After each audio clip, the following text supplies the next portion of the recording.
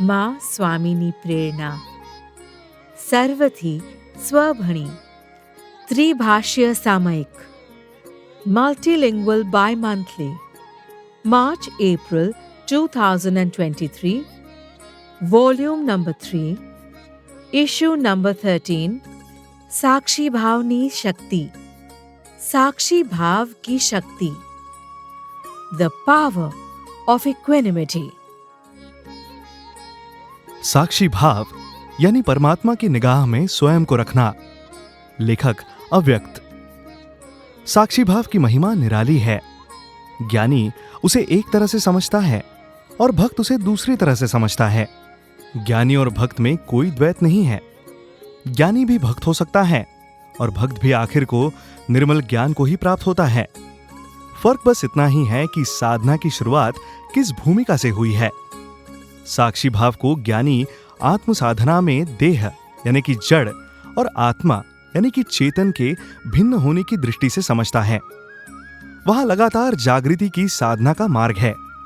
मन, बुद्धि, चित्त और अहंकार को लगातार देखते रहने के लिए जोग जुगत, ध्यान और प्राणायाम जैसे साधन से उसकी शुरुआत होती है। भक्त के पास सबसे बड़ा साधन उसकी श्रद्धा है, उसका समर्पण है। नाम स्मरण, भजन सुमिरन से ही उसे साक्षी भाव सत्ता है। दोनों ही परंपराओं के अनुभव से हमारा यह भाव दृढ़ हुआ कि भक्ति का, आत्मार्पण का, श्रद्धा का मार्ग ज्यादा सहज है।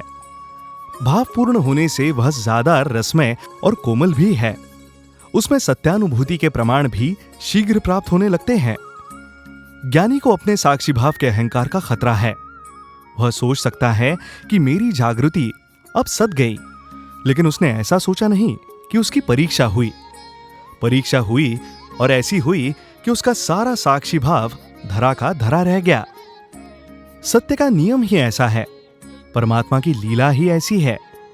ज्ञान साधना के मार्ग में जैसे ही ज्ञानी अपनी जागृति को लेकर निश्चिंत होता है, लापरवाह होता है, वैसे ही उसे अपनी गलती का त्वरित दंड कठोरता से मिलता है।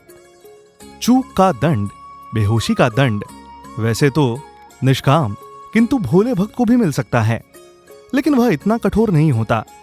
इसे ऐसे समझे जैसे कोई घर का बड़ा बेटा है। उसे छोटी गलती के लिए भी ज्यादा डांट पड़ती है। उसे अपने बड़े होने का अभिमान है सही, लेकिन उसे गलती की इतनी छूट नहीं होती, जबकि छोटे बेटे को थोड़ी छूट मिलती है। उसे समझाया भी लाड़ प्यार से जाता है।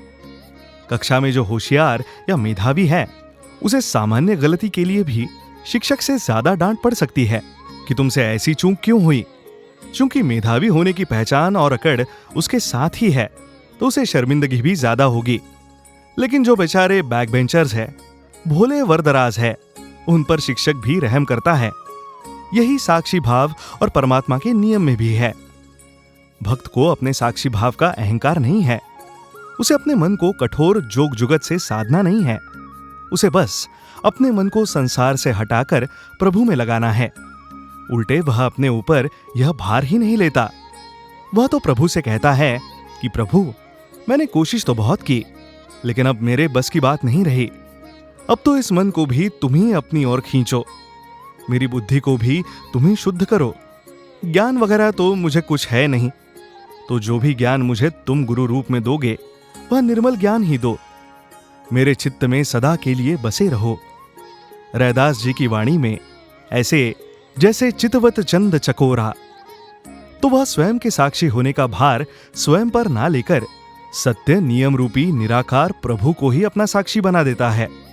कहता है, तुम्हारी तो 1000 आंखें हैं, तुम जितना देख सकते हो उतना मैं कहां देख सकता हूं।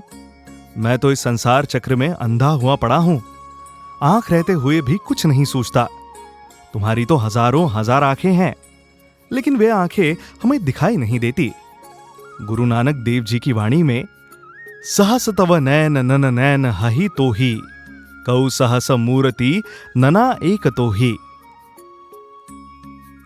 उस अदृश्य अरूप परमात्मा की आंखें हमें दिखाई नहीं देती, लेकिन वह आंखें इतनी जागृत है कि कुछ भी उससे छिप नहीं सकता। यह बात सरल से सरल भक्त को भी भली भांति मालूम रहती है। इसलिए वह कहता है कि तुमसे बड़ा साक्षी कौन हो सकता है प्रभु, और तुमसे मेरा छिपा ही क्या है। संत कबीर की वाणी में, क्या मुख लय बिनती करो, लाज आवत है मोही, तुम देखत अवगुण करो, कैसे भावो तो ही। तो भक्त कई बार इतनी ग्लानि से भर जाता है कि कहता है, तुम देखत अवगुण करो, कैसे भावो तो ही। साक्षी भाव को यदि जीवन में सफल करना है तो वह आखिर को इसी श्रद्धा भाव से सधेगा, इतना जान लेना चाहिए। इतनी मूल्य रूपक बातें हम बच्चों को रटाते हैं। बड़े बूढ़े साधक और समझदार भी माइंडफुलनेस और पता नहीं क्या क्या आजमाते हैं इस साक्षी भाव को साधने के लिए। माइंड को ट्रेन कर रहे हैं, ब्रेन को रीवायर कर रहे हैं, लेकिन साक्षी भाव सद नहीं रहा। बिना श्रद्धा के वह मुश्किल है। आखिर को यही अनुभव आएगा। इसलिए वास्तविक साक्षी भाव का निहितार्थ भी यही है कि ये जो परमात्मा की सुपर इंटेलिजेंट व्यवस्था है, हम उसकी निगाह में रहे, फिर हम उसकी नजरों में खुद को देखने की कोशिश करें। सत्य की दृष्टि, न्याय की दृष्टि, शुद्ध धर्म की दृष्टि, उसके पलड़े पर अपने हर कृत्य को तौलते रहें, उसकी कसौटी पर स्वयं को कसते रहें। यही अभ्यास हमें उस तक पहुंचाएगा। यही अभ्यास हमें उसके जैसा होने तक पहुंचाएगा। यही साक्षी भाव हमें वह होने तक पहुंचाएगा जो हम वास्तव में हैं, लेकिन हमें उसका होश ही नहीं है कि हम क्या है। सारांश ये है कि श्रद्धा, भक्ति, प्रार्थना, सुमिरन और उस परम शक्ति से निरंतर संवाद ही हमें विनम्र, चिंतनशील और शोधनशील साक्षी भाव में रखता है।